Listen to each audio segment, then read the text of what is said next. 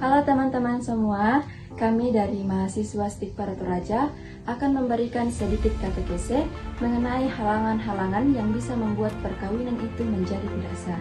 Namun sebelum itu, kami akan memperkenalkan diri kami, dimulai dari sebelah kanan saya. Halo, perkenalkan nama saya Ronaldus Jul dengan NIM 004 221 008. Saya Via Aprilia dengan NIM 004 22 10 14. Dan saya Reski Crescentia dengan NIM 004 221 006. Nantikan video selanjutnya ya. Dadah!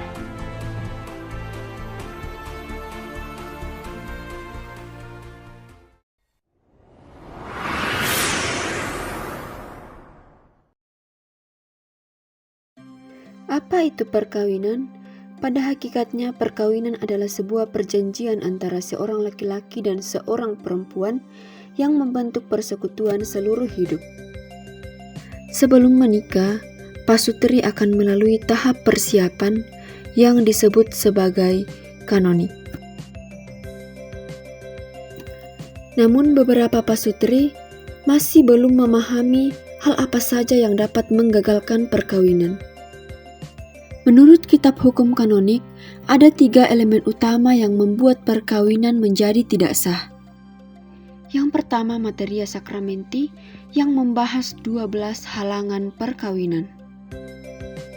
Yang kedua, forma sakramenti yang membahas 10 penyebab cacatnya kesepakatan perkawinan.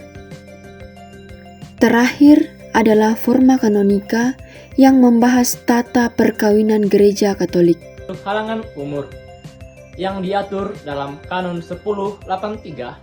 Halangan ini memberikan ketentuan umur bagi calon pasutri laki-laki 16 tahun dan perempuan 14 tahun. Menurut Undang-Undang Nomor 16 Tahun 2019, Pasal 7 Ayat 1 menyatakan bahwa batas minimal usia perkawinan adalah 19 tahun bagi calon pengantin laki-laki dan perempuan. Lalu mengapa gereja menetapkan umur tersebut? Karena kita perlu melihat kematangan biologis atau alat reproduksi, serta aspek emosional, mental, atau mampu membuat keputusan dan komitmen. Namun selain kita terikat dengan ajaran gereja, kita juga terikat pada peraturan perundang-undangan di negara kita. Kita masuk dalam halangan yang kedua, yaitu halangan impotensi. Halangan impotensi diatur dalam Kanon 1084. Impotensi merupakan ketidakmampuan seseorang untuk melakukan hubungan suami istri, baik itu dipengaruhi oleh faktor organik maupun faktor fungsional. Contoh dari faktor organik yaitu organ reproduksi yang tidak lengkap, cacat ataupun tidak tumbuh. Kemudian contoh dari faktor fungsional yaitu adanya pengaruh mental atau trauma di masa lalu sehingga membuat seseorang tidak mampu melakukan hubungan suami istri. Faktor fungsional ini terbagi menjadi 2 yaitu permanen dan relatif. Permanen artinya seseorang tidak dapat melakukan hubungan suami istri dengan siapapun itu. Kemudian, contoh dari faktor relatif yaitu seseorang tidak dapat melakukan hubungan suami istri atau hanya dapat melakukan hubungan suami istri dengan orang tertentu saja. Impotensi yang dimaksudkan dalam kanon ini yaitu impotensi yang terjadi sebelum perkawinan dilaksanakan, atau impotensi ini tidak dapat diobati atau bersifat permanen. Kemudian yang ketiga, halangan ikatan perkawinan sebelumnya yang diatur dalam Kanon 1085. Pada hakikatnya, halangan ini berasal dari hukum kodrat ilahi sebagai konsekuensi dari ciri-ciri hakiki perkawinan, yakni sifat tak dapat diputuskan. Sekali perkawinan itu dilangsungkan, maka ikatan perkawinan dinyatakan sah sampai dibuktikan kebalikannya.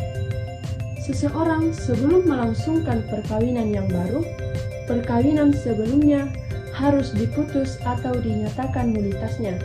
Oleh sebab itu, ada 3 jenis perkawinan yang dapat diputus oleh privilegi demi iman, yakni yang pertama, privilegi Paulinum. Dalam hal ini, perkawinan non-sakramental artinya salah satu dari mereka telah dibaptis dalam gereja Katolik dan salah satunya lagi belum dibaptis dalam gereja Katolik. Maka perkawinan tersebut dapat diputus dengan penerapan privilegi Paulinum. Kemudian yang kedua, privilegi Pianum. Dalam hal ini, perkawinan non-sakramental dalam ikatan poligami. Perkawinan ini dapat diputus dengan penerapan privilegi Pianum. Kemudian yang ketiga, privilegi Gregorianum. Dalam hal ini, perkawinan non-sakramental dalam kasus penahanan atau penganiayaan dapat diputus dengan penerapan privilegi Gregorianum. Kemudian, jika perkawinan yang pertama sah, maka hanya bisa diputus oleh otoritas gerejawi yang berwenang dengan syarat bahwa perkawinan sebelumnya belum ratum et consumatum. Namun jika perkawinan sebelumnya telah ratum et consumatum, maka perkawinan tersebut tidak dapat diganggu gugat lagi. Kemudian, jika ada salah satu pasangan yang ingin menikah kembali dengan syarat bahwa salah satu pasangannya telah meninggal dunia, maka salah satu dari pasangan tersebut bisa menikah kembali dengan syarat bahwa ia harus melampirkan surat atau bukti kematian dari pasangannya tersebut.